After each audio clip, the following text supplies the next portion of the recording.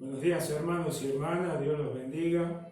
Vamos a continuar con este culto hermoso, con la alabanza, la adoración, el estudio de la palabra. Y ahora vamos a compartir la palabra del Señor y vamos a compartir la Santa Cena. Vamos a buscar en el Evangelio de San Mateo, capítulo 26, verso 26 en adelante. Vamos a recordar las palabras del Señor Jesucristo aquella noche cuando estuvo reunido con los discípulos para celebrar aquella última cena que era la cena de la Pascua. Ellos estaban conmemorando la Pascua judía y esa Pascua judía consistía en recordar aquella primera Pascua que participaron los discípulos, el pueblo de Israel, con Moisés cuando Dios había decidido liberar a su pueblo Israel de la esclavitud en Egipto. El Señor estaba reunido con ellos y esa Pascua que ellos celebraban cada año era el recordatorio de aquella primera Pascua. Aquella primera Pascua, de la cual viene la palabra hebrea Pesaj, que significa pasar por alto, era cuando Dios, después de haber mandado las primeras 9 plagas sobre el reino de Egipto para convencer a Faraón que dejara ir en libertad a su pueblo. El Faraón se negaba porque en ese tiempo él era el rey, el monarca del imperio mundial más poderoso de aquel tiempo. Egipto era la potencia mundial de aquel tiempo y se consideraba al Faraón como hijo de los dioses, por lo tanto omnipotente. Por eso el Faraón no quería doblegarse ante el Dios de Israel y no quería dejar en libertad a su pueblo. Así que Dios no le quedó otro remedio que enviar la última plaga, de la cual él había avisado por medio de Moisés a Faraón que si no dejaba ir en libertad a su pueblo, todas las otras plagas que habían venido no iban a hacer nada comparado con esta última plaga que iba a ser definitiva. Esta plaga iba a consistir en que a la noche iba a bajar una mortandad sobre los primogénitos de todo el reino de Egipto, tanto de los reyes como de los esclavos. Todo varón nacido primogénito, sea recién nacido o anciano, iba a morir por medio de ese castigo. Como Faraón no creyó, no quiso aceptar esto, esa noche Dios le dio instrucciones a su pueblo por medio de Moisés, que tenía que sacrificar un cordero y con la sangre del cordero pintar los postes y los dinteles de las puertas de sus casas y permanecer adentro, y la carne del cordero había que cocinarla al fuego y comerla asada con pan sin levadura. Así que ellos tenían que permanecer dentro de sus casas esa noche mientras el castigo de Dios pasaba por todo el reino de Egipto. Así que así lo hicieron y todos los que obedecieron este aviso, este anuncio, quedaron en sus casas esperando. Ahora Jesús estaba haciendo un nuevo pacto por medio de su sangre. El pacto antiguo era por medio de la sangre del cordero. Sabemos, los que hemos leído la historia, que aquella noche cuando pasó la plaga de la muerte, pasó por sobre todo el pueblo, por sobre todo el reino de Egipto y arrasó con todo primogénito. Pero los que estaban en sus casas y sus puertas marcadas con la sangre del cordero, la plaga pasó por alto, pasó de largo y ellos fueron salvados.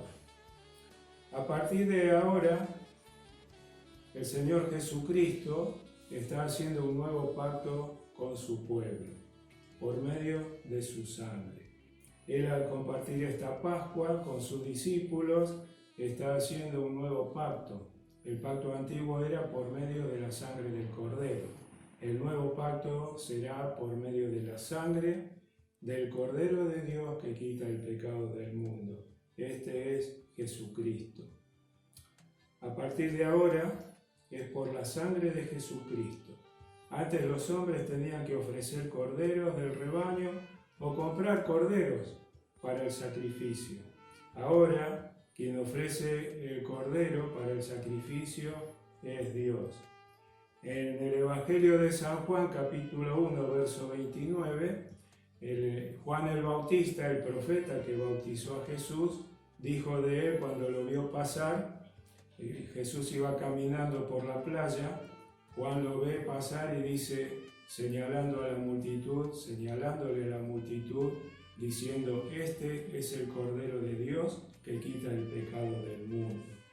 Así como el pecado trae castigo, la sangre del Cordero de Dios, es decir, de Jesucristo, es la que trae perdón y salvación. Por la sangre del Cordero los hebreos fueron libres del castigo, y aun los que no eran hebreos, si obedecían y pintaban sus puertas con la sangre del Cordero y permanecían en sus casas, se salvaban de la plaga. Aquella sangre del Cordero preservó sus vidas.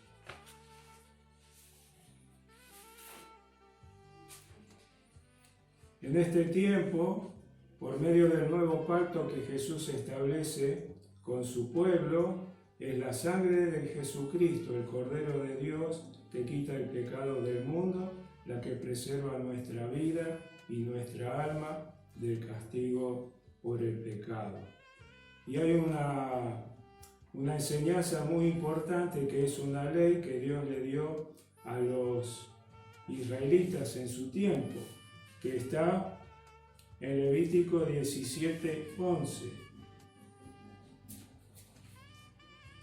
En el libro de Levítico, en el capítulo 17, verso 11, dice, porque la vida de la carne es la sangre, y en la sangre está, y yo os la he dado para hacer expiación sobre el altar por vuestras almas, y la misma sangre hará expiación de la persona. Y más abajo dice, en el verso 13, cualquier varón de los hijos de Israel o de los extranjeros que moran en ellos, que cazare animal o ave que sea de comer, derramará su sangre y la cubrirá con tierra. Esta es una ley que enseña una conducta ética acerca del respeto por la vida. La vida está en la sangre. La persona, si por alguna razón tiene que sacrificar un animal, sea doméstico o sea silvestre, por necesidad de subsistencia, debe hacerlo con una actitud de respeto por la vida. Podrá tomar la carne, pero no tomar la vida. La vida que es la sangre debe ser derramada en el suelo y ser cubierta con tierra. Eso da la idea de que la vida del animal es sepultada en la tierra para que esa vida vuelva a la tierra de donde procede la vida. Está permitido comer la carne, pero no tomar su vida. Así, la sangre del Cordero de Dios que quita el pecado del mundo nos da a nosotros vida, pero tenemos un gran respeto y una gran reverencia ante la sangre del Cordero de Dios. Y así como la sangre de los corderos de aquella Pascua preservaron la vida a los que obedecieron, así la sangre de Jesucristo nos salva del castigo por los pecados por medio del arrepentimiento y del perdón. Por eso, si recibimos la vida de Cristo en nuestra vida, esa vida del Señor nos salva y nos preserva nuestra alma y nuestra vida eterna. En Apocalipsis capítulo 3, verso 20, dice, yo estoy en la puerta y llamo. Si alguno abre la puerta, yo entraré a él. Y si yo entraré a él, mi Padre entrará conmigo y los dos haremos morada en él. El Señor Jesús ofrece entrar en tu vida y junto con él entrará también el Padre.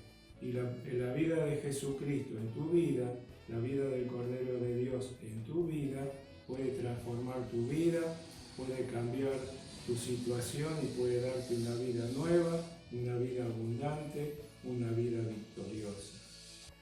Ahora vamos a compartir el pan y vamos a compartir la copa, y así como el cuerpo representa, el pan representa el cuerpo de nuestro Señor Jesucristo y el vino representa la sangre de nuestro Señor Jesucristo, así el pan y la copa representan la vida de nuestro Señor Jesucristo. Y al participar del pan y de la copa, al recibirlo en nuestro interior, recibimos también la vida de Jesús en nuestro corazón. Así que vamos a compartir el pan dando gracias. Gracias. Oh, mi Señor Jesús, pedimos tu presencia en este momento. Sí, Queremos celebrar, mi Señor, este símbolo que es tu cuerpo roto en la cruz, el pan que partiste. Lo recordamos, mi Señor, un poco con tristeza, pero también con alegría, porque tú vives, mi Señor, para siempre. Y nosotros vamos a estar siempre contigo, mi Señor, para toda la eternidad. Amén. Aleluya, mi Señor, aleluya, aleluya. Gloria te damos. Bendecimos tu santo nombre, mi Señor, y bendecimos este pan. Amén. Amén, mi Señor. Gracias, Señor. Participemos.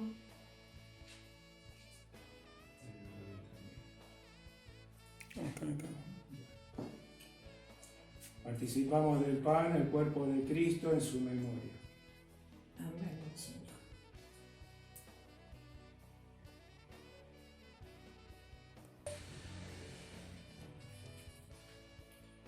Damos gracias por la copa.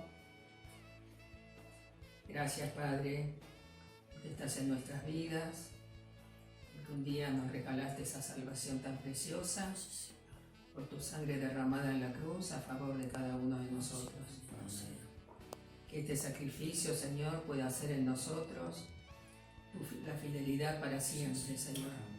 Que nada ni nadie nos aparte de tu camino, porque tú hiciste un sacrificio muy grande para darnos la salvación. Bendice esta copa, Señor, es la comunión con tu pueblo. En el santo y bendito nombre de tu amado Hijo Jesucristo. Amén. Amén, Señor.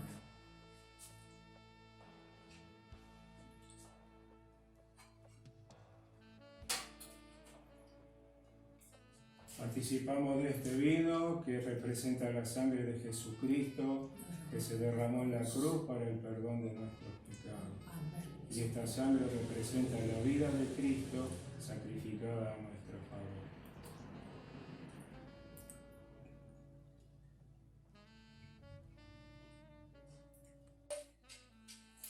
Así, al recibir al Señor Jesús en nuestra vida, Él preserva nuestra alma y nuestro espíritu, nos da la vida nueva y la vida eterna. Vamos a orar dando gracias por esta vida de Cristo en nuestra vida, que nos transforma y nos acompaña. Padre, te damos gracias por la vida del Señor Jesucristo. Te damos gracias por esa vida dada en sacrificio. Gracias, Señor, porque Jesucristo resucitó al tercer día y Él prometió que todos los que creemos en Él y los recibimos en nuestro corazón, seremos resucitados para estar con Él por toda la eternidad. Y la promesa es que aquellos que resucitan seremos como los ángeles del cielo, que ni se casarán ni se darán en casamientos, porque la vida allí es vida eterna. En el nombre de Jesús, Padre, te damos gracias y te rogamos que tú nos ayudes, nos acompañes a permanecer fieles y firmes en la fe, como permanecieron en la antigüedad y como permanecieron todos aquellos que nos precedieron. Y así nosotros queremos permanecer firmes para ser ejemplo a aquellos que vendrán después. En el nombre de Jesús. Amén. Amén. El Señor los bendiga, hermanos, y nos vemos la próxima reunión.